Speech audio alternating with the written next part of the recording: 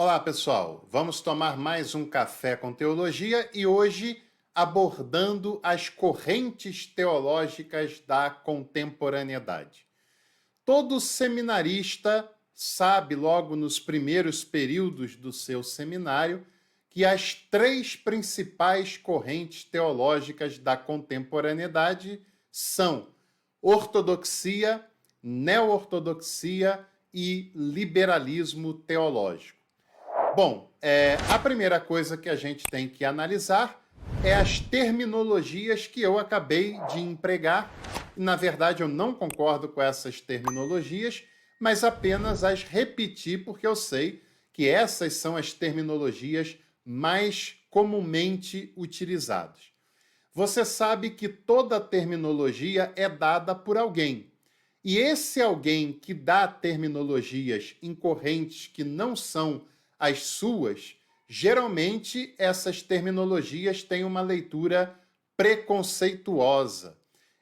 E também tem uma leitura da sua própria corrente como uma leitura heróica, como uma leitura de que aquela é a leitura correta. Então, nós temos, por exemplo, quando uma pessoa se lê como pertencente à tradição ortodoxa, o que significa o termo ortodoxia? Ortodoxia significa, trocando em miúdos, a crença correta. Mas quem define o que é o correto? Quem define qual é a crença correta? Porque quando uma pessoa diz que a sua corrente é a ortodoxia, ela está falando que a sua corrente é a correta e que todas as outras que não concordam exatamente com ela não são as correntes corretas, porque correta só ela, que é a ortodoxia, a fé correta. E a partir desse momento, todas as outras já são relativizadas. O liberalismo significa que é liberal porque ele não é ortodoxo, ele está livre dessa ortodoxia que é considerado correto. Se ele não segue o correto, automaticamente se entende que ele está errado, está equivocado. E a neo-ortodoxia é uma forçação de barra. Não existiu um movimento unânime, uníssono, que se reivindicou o título de neo-ortodoxos. E até os nomes que são classificados como neo-ortodoxos são classificados de fora, não por eles próprios. Karl Barth, Paul Tillich e Emil Brunner, eles não eram concordantes entre si, porque eram três teólogos originais, autônomos, independentes, três teólogos de profundidade, três teólogos grandiosos que marcaram história, que marcaram época, e são originais, não estavam rezando na cartilha de quem quer que fosse, nem na linha teológica que fosse. Então, quando se chamou de neo-ortodoxia, se chamou de propósito para classificá-los como ali um pessoal no meio do caminho. Eles não são nem tão ruins, entre aspas, muito entre aspas, segundo a leitura ortodoxa, eles não eram tão ruins como os liberais e não eram tão corretos como os ortodoxos. Eles resgatam alguma coisa, mas não abrem mão totalmente das pesquisas científicas dos liberais, por isso são neo-ortodoxos e até hoje os seminaristas ou as pessoas com formação de seminaristas entendem que os neo-ortodoxos são o caminho do meio, a alternativa entre um e outro, mas você não é seminarista, porque você estuda num canal de qualidade teológica como esse. Você está se acostumando, se está chegando agora, vai se acostumar com conteúdo de qualidade acadêmica, como nesse canal nós fazemos. Um canal independente, não confessional, que não reza na cartilha de quem quer que seja, que produz teologia com liberdade e, por isso, eu tenho aqui o compromisso de lhe dizer que esses termos eles são muito limitados. Muito limitados. Nós poderíamos chamar de corrente mais conservadora aqueles que se dizem ortodoxos. Em alguns casos, se tornam fundamentalistas, mas nem sempre é assim, embora no Brasil a diferença é mínima, se há diferença.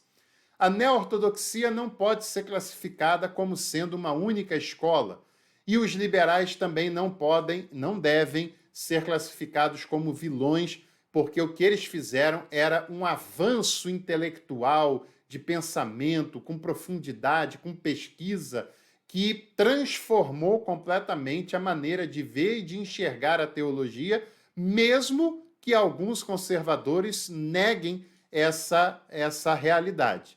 E se você quiser saber mais sobre o liberalismo teológico, tem vídeos aqui no canal falando sobre isso, e eu vou deixar um deles na tela final para você dar sequência aí nos seus estudos. Agora, um outro equívoco que as pessoas fazem, que eu repeti de propósito no início desse vídeo, é que são as 3 principais correntes da teologia contemporânea. Não. O mundo nunca pode ser classificado em 2 ou 3 alternativas. E isso, infelizmente, tem muita gente tentando fazer com a sua cabeça quando o assunto é pensamento teológico. Tem muita gente fazendo isso em diversos assuntos, mas como nosso assunto, como nosso foco é teologia, a minha denúncia é nessa área. Muitas pessoas acham que todas as questões se resumem em conservador ou liberal, esquerda ou direita, arminiano ou calvinista, pentecostal ou histórico, protestante ou católico. E não, o mundo não é uma coisa ou outra. A realidade não se limita a 2 alternativas, nem tampouco a 3 alternativas, porque nós vivemos num mundo marcado pela pluralidade, um mundo de diversidade. Isso cabe em qualquer área do conhecimento, em qualquer área da vivência humana. E ainda bem que é assim. E ainda bem que nós não temos apenas 2 alternativas, 3 alternativas, e ainda bem que a gente não precisa colar rótulos precipitadamente em nós e nem aceitar que façam isso. Ainda bem que a gente também pode trilhar o caminho da independência, que não é um caminho de neutralidade, são 2 coisas bem diferentes. Neutralidade é ficar em cima do muro, neutralidade é não se posicionar com nada. Independência é justamente o oposto, é ter a independência para se posicionar da maneira como quiser, e de uma maneira marcada, não pela precipitação, mas pela investigação científica e teológica, no caso que nós estamos abordando.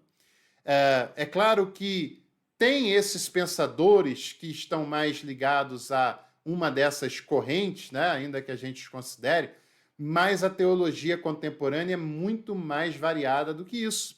Tem, por exemplo, a teologia da libertação, que é uma teologia latino-americana extremamente importante, que fez a leitura da teologia cristã a partir do contexto em que ela encontrou de América Latina. Nós temos também, por exemplo, as chamadas teologias contextuais, como a teologia da libertação, a teologia Dalit, que surge nos meios mais precários e mais populares da Índia, a teologia Minjung, que é uma teologia que surge num contexto de cultura coreana, teologias que surgem no Japão, na África, muita produção teológica africana de alta relevância, a teologia negra, a teologia feminista, muitas correntes teológicas que têm aparecido, que já estavam produzindo há muito tempo, mas que a partir do século XX, principalmente, se negam a ficar à margem, como foram colocadas durante séculos e séculos por uma teologia europeia, por uma teologia estadunidense, que se enxergava como a forma mais elevada de se pensar teologia, de se pensar conhecimento, mas essas teologias periféricas, contextuais, teologias de grupos que foram jogados para a periferia durante muito tempo, elas vêm à tona a partir do século XX, a partir do século XXI, e são vozes importantes, são correntes importantes que devem ser ouvidas porque tem muita coisa a dizerem. Temos também as correntes ecumênicas de teologia, temos também a teologia política, temos também a teologia ambientalista, ecológica e tantas outras correntes que a gente poderia citar e, é claro, deixar muito claro que essa realidade de se estudar teologia, ela não se limita a 2 ou 3 alternativas, ela é muito mais variada do que isso. E outra coisa que eu sugiro a você, caso você queira aprender teologia de fato, é que você não deve achar que se não for uma coisa, automaticamente é outra, porque a coisa não funciona dessa maneira. Aliás, eu tenho um curso sobre teologia contemporânea, se te interessar, o link está aqui embaixo na descrição e eu posso abordar esses assuntos com mais calma, com mais tempo, com mais profundidade. Como eu também quero apresentar para você algumas dicas de leitura. Por exemplo, a Teologia do século XX, do Rosino Gibellini, que foi um escritor muito importante, contemporâneo, faleceu tem muito pouco tempo, e ele faz nesse livro uma apresentação de várias correntes teológicas que surgiram com muita força no século XX, como a teologia existencial, a teologia da cultura de Paul Tillich, né?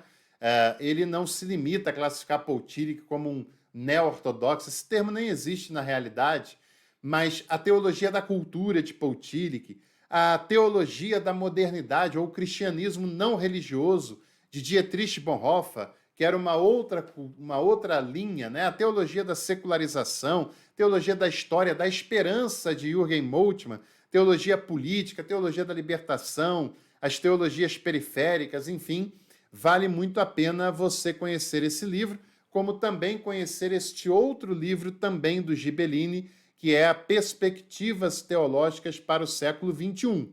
Num livro ele aborda o século XX, no outro ele aborda as perspectivas teológicas do século XXI, porque também esses nomes já avançaram nessa linha histórica, nessa linha de pesquisa, e já temos outras possibilidades acontecendo neste momento. Enfim, esse canal também está aqui para proporcionar a você conhecimento dessas correntes teológicas que, por ignorância ou de propósito, não são apresentadas para quem estuda teologia. E se eu fosse lhe dar uma outra dica, está pensando em estudar teologia? Procure estudar numa instituição não confessional, porque assim você tem uma possibilidade maior de encontrar mais correntes e pensadores da teologia para ampliar a sua formação. Nós temos cursos aqui no canal também, caso te interesse, você será bem-vindo e bem-vinda. Não se esqueça de deixar o seu like, de se inscrever no canal e em breve voltamos para mais Café com Teologia por aqui. Até lá!